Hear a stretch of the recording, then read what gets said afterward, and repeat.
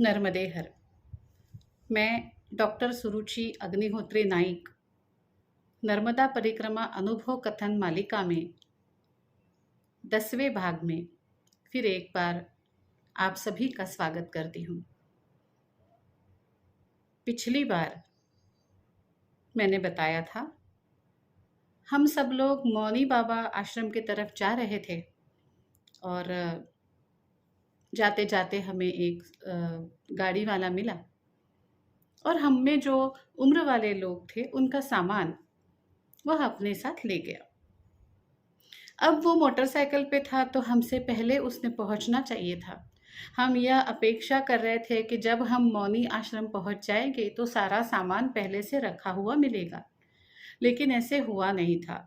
हम जब मौनी बाबा आश्रम पहुंचे तो जिन लोगों का सामान मोटरसाइकिल वाला लेकर गया था वह सामान पहुंचा नहीं था। हमने बहुत देर तक इंतज़ार किया, भोजन प्रसादी भी हो गई, दोपहर का विश्राम भी हो गया, अभी तक सामान नहीं आया था। जिनका सामान मोटरसाइकिल वाला लेकर के गया था उनके पास कुछ भी साधन नहीं था। ना बिछाने की चादर थी, ना ओढ़ने की चादर थी। अब क्या करें? अब आगे जाएं या यहाँ रुके, सामान मिलेगा भी या नहीं मिलेगा? और मैंने आपको बताया था कि यह मैं अगली भाग में बताऊंगी। तो चलिए यहीं से शुरुआत करते हैं। हुआ ये था कि सामान तो दे दिया था। अब सारे परिक्रमावासी चिंता में थे। कुछ देर तक तो सब शांत रह गए।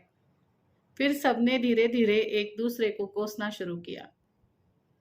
मैंने कहा था ना, मत दो सामान, अरे धीरे धीरे चल लेते, थोड़ा सा सामान दे देते, अब क्या करेंगे। कोई कह रहा था भाग गया लेकर के सामान, कोई कह रहा था नहीं नहीं, शायद रास्ता भूल गया होगा, कहीं और पहुंचा दिया होगा। किसी को समझ में नहीं आ रहा था कि हो क्या रहा है और रात कैसे बिताएंगे। थोड़ी और देर बाद थोड़े और लोग गुस्से में आ गए, परिक्रमावासी जो थे। अब करेंगे तो क्या करेंगे, चिंता में भी आ गए। और इधर फ़ोन लगाओ, उधर फ़ोन लगाओ, इससे पूछो, उससे पूछो। और एक बाबा जी थे जो जिनके मुंह से बात निकल गई, अब मिला ना ये बंदा तो इसको बहुत डांटूंगा, बहुत डांटूंगा इसको। शब्द थे निकल गए, लेकिन बाद में जो हुआ उस पर यह बाबा जी और सभी लोग बहुत अपने व्यवहार पर शर्मिंदा थे। बताती हूँ क्यों। हुआ ये था कि जो आदमी सामान लेकर के गया था उसकी मोटरसाइकिल पंक्चर हो गई। अब मोटरसाइकिल सुधरवाने के लिए उसको कुछ किलोमीटर सामान के साथ मोटरसाइकिल ढोनी पड़ी। जब वो पंक्चर की दुकान में पहुंचा तो वहां पंक्चर वाला नहीं था। अब पंक्चर वाले का इंतजार करना था। उसके बाद पंक्चर वाला आएगा, फिर पंक्चर सुधारेगा, फिर ये बंदा मोटरसाइकिल से सामान लेकर के आएगा। लेकिन ये हो गया परेशान। इसको लगा परिक्रमावासी इंतजार कर रहे होंगे, तो उसने क्या किया, दो साइकिल वालों को बुलाया, सामान दोनों साइकिल वालों के पास दिया, उनको पैसे दिए और कहा यह सामान मौनी बाबा आश्रम में पहुंचा दो। और वो निश्चिंत हो गया कि यह सामान मौनी बाबा आश्रम में पहुंच जाएगा और पंचर वाले का इंतजार करने लगा। अब ये दोनों साइकिल वाले इतना सारा सामान साइकिल पर ढोते ढोते आने लगे। उसमें से भी एक साइकिल पंक्चर हो गई।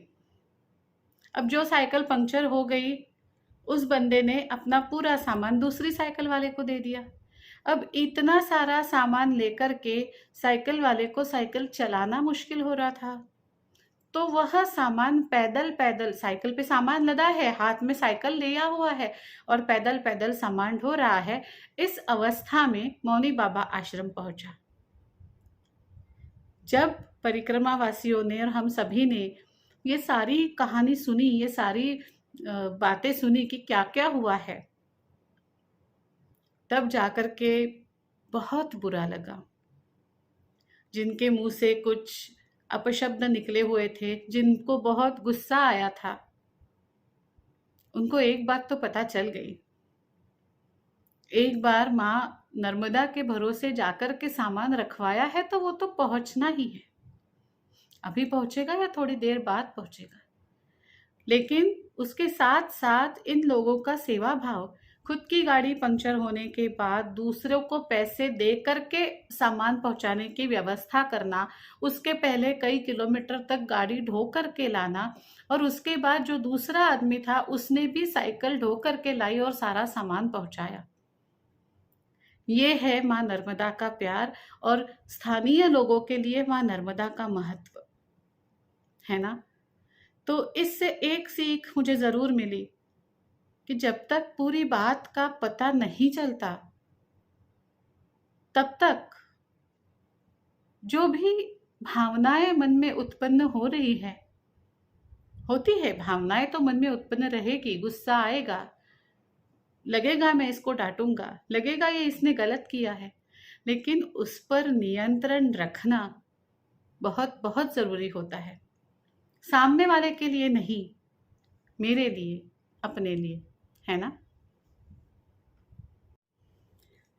मौनी बाबा आश्रम के बाद दूसरे दिन हमने तय कर लिया कि अब हम कठोरा जाएँगे।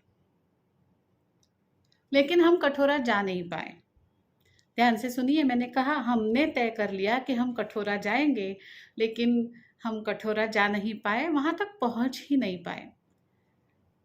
उसका कारण पता चला और कारण भी कैसे पता चला, वारंवार ऐसे अनुभव आते गए कि हमें पता चला कि जब हम तय करते हैं, हम कठोरा जाएँगे, आज का विश्राम हम कठोरा करेंगे, आज हम यहाँ जाएँगे, आज हम वहाँ जाएँगे।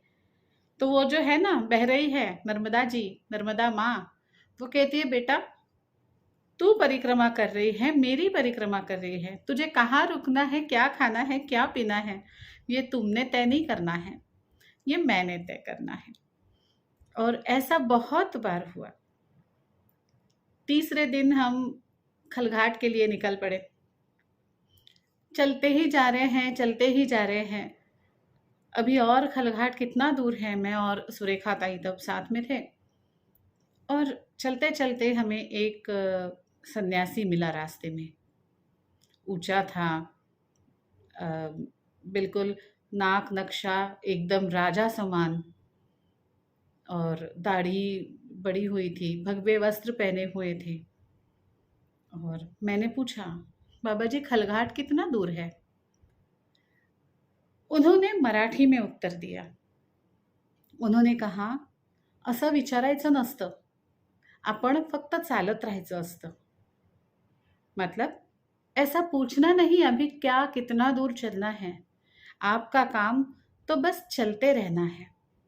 और चलते-चलते क्या करना है? राम को सुनते रहना है, राम को पढ़ते रहना है, राम को भजते रहना है।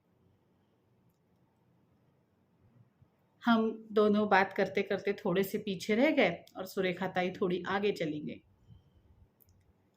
सन्यासी मुझे कह रहे थे, आप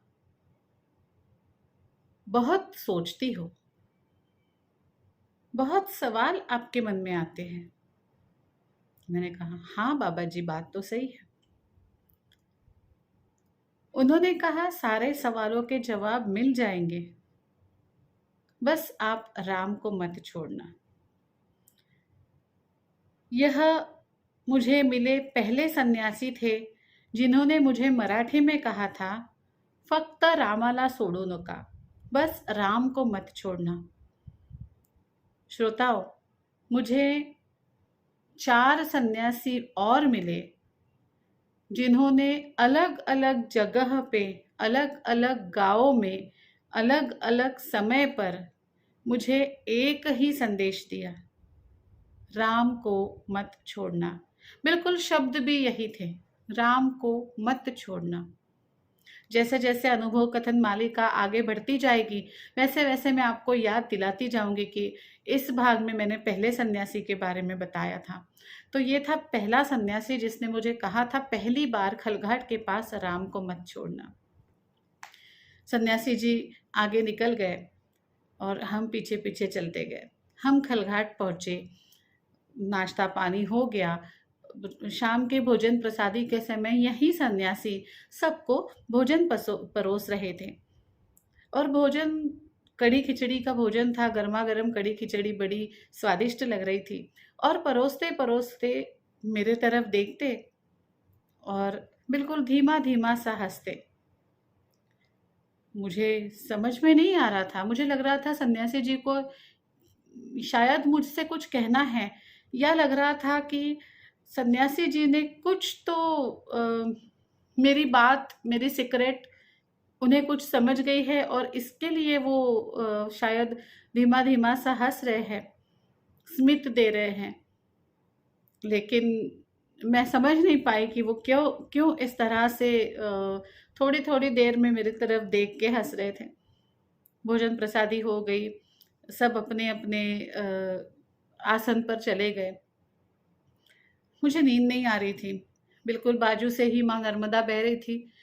राम जी का मंदिर था और मैंने सोचा चलो मैं थोड़ी देर दर्शन कर लेती हूँ, राम जी के सामने बैठती हूँ, अपना जाप वाप जो भी करना है कर लेती हूँ। मैं राम जी के सामने बैठी रही। बहुत ही सुंदर मूर्ति है राम जी की। ऐसा लगता है बिल्कुल प्रत्यक्ष राम जी आपके सामने खड़े हो गए हो।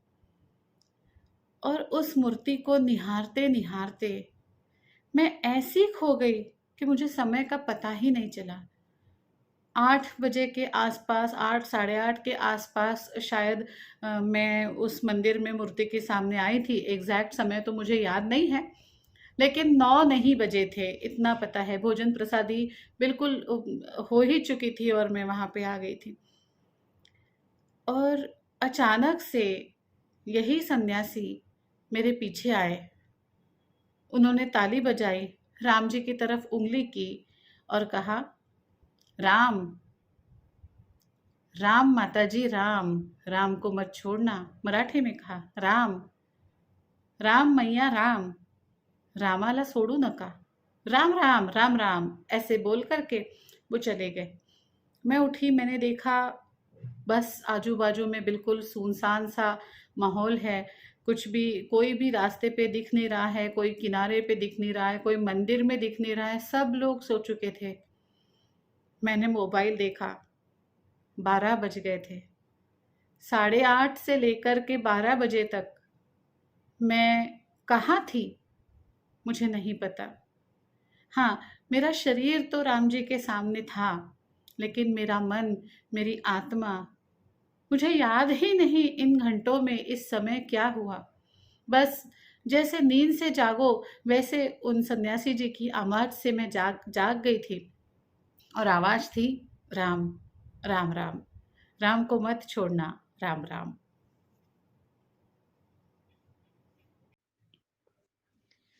नमस्कार, मैं doctor Suruchi Agnihotri Naik, tissue salt clinic में आप सभी का स्वागत करती हूँ। दोस्तों, स्किन बीमारी हो, स्किन की एलर्जी हो या गले का दर्द हो, खांसी हो या पेट की बीमारियां हो, मानसिक समस्याएं हो या और कोई भी बीमारियां हो, टिश्यू सॉल्ट थेरेपी से आपकी सारी बीमारियां दूर हो सकती है। टिश्यू सॉल्ट थेरेपी एक अत्यंत प्रभावी चिकित्सा पद्धति है जिसके कोई साइड इफेक्ट नहीं होते। अत्यंत सरल सी इस चिकित्सा पद्धति का लाभ आप में से कई लोगों ने उठाया है और वह अपने रिव्यूज भी समय समय पर मुझे भेजते रहते हैं। आपको भी अगर कोई समस्या है तो मुझे इस कॉन्टैक्ट नंबर पर कॉन्टैक्ट कीजिए, कॉल कीजिए और अपने समस्या का निवारण कीजिए। धन्यवाद। मैं हमेशा कहती हूँ, मैया जी आपकी हर इच्छा पूरी करती हैं। आपको बिल्कुल लाड़ प्यार से रखती है, लेकिन जब आप गलती करते हो तो मैया जी आपको डांटती भी हैं। जैसे माँ अपने बच्चों को चपाटे लगाती है ना, जब बच्चा गलत काम करता है, जब बच्चा जिद करता है, जब बच्चा सुनता नहीं है, वैसे ही नर्मदा माँ कई बार जब आप गलत जाते हो तो आपको अलग अलग तरीके से समझाती है। ऐसा ही हमारे साथ हुआ। मैं और सुरेखा ताई खलघाट से आगे निकल चुके थे और रास्ते में किसी ने हमें चाय के लिए रोका। हमें बिल्कुल चाय नहीं पी थी, क्योंकि अब तक बहुत बार चाय पी करके हो गई थी। तो हमने कहा हम चाय नहीं पी सकते, बहुत चाय हो गई है, अब अच्छा नहीं लग रहा है, चाय का गंध भी अभी नहीं चाहिए, ऐसा लग रहा है। जिन माता जी ने हमें चाय के लिए रोका था, वो हमें बार बार विनती कर रही थी, माता जी थोड़ी सी चाय तो पी लो, थोड़ी सी चाय तो पी लो। और हम नहीं मान रहे थे। आखिरकार माता जी ने कहा ठीक है, जैसी नर्मदा मैया की इच्छा, और हम बिना चाय पिए ही आगे निकल गए। अब देखिए, अनुभव से ही हर बात परिक्रमा में मैंने सीखी है। आपको बात पहले बताती हूँ, और माई ने कैसे डांटा और क्यों डांटा ये बाद में बताती हूँ। नर्मदा मैया की परिक्रमा में आपको जब तक ज़रूरत नहीं है, कुछ भी मांगना नहीं है। और अगर कोई आपको बड़े प्यार से दे रहा है तो उसे मना भी नहीं करना है। यह बात हमें पता तो थी, लेकिन इसका इतना महत्व होगा ये नहीं पता था। और हमने गलती तो करी थी। वो माताजी ने हमारे लिए चाय बनाई थी, हमने इनकार कर दिया। अब जाहिर सी बात है, वो भी माताजी की बच्ची है और हम भी माताजी के बच्चे हैं। अब नर्मदा मैया हमेशा तो हमारा साथ नहीं देगी, अगर हम गलत है तो बिल्कुल भी नहीं देगी। तभी तो नर्मदा मैया ने सुन लिया, तभी तो हम चाय ना पीते हुए आगे निकल गए। लेकिन उस दिन से लेके दूसरे पूरे दिन तक नर्मदा मैया हमें याद दिलाती रही, हमें डांटती रही, मानो हमारा कान खींच कर कहती रही, आगे से किसी ने भी कुछ भी दिया तो तुम मना नहीं करोगी। ऐसा क्या किया नर्मदा माई ने? ऐसी कैसी कैसी सीख उसने दी, क्या किया उन्होंने, कैसी याद दिलाई, कैसे समझ डाली मेरे मन में कि मुझे ऐसा नहीं करना चाहिए, ये मैं बताऊंगी, लेकिन अगले वीडियो में। तब तक के लिए नर्मदे हर, नर्मदे हर, नर्मदे हर।